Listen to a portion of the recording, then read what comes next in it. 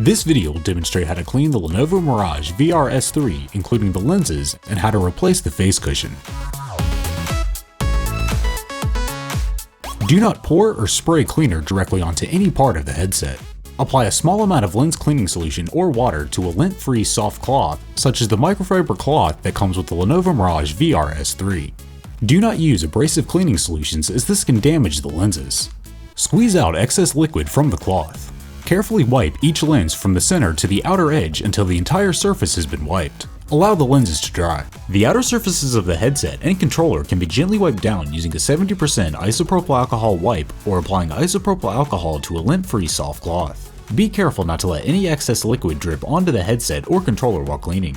Allow the surfaces to dry before using the device.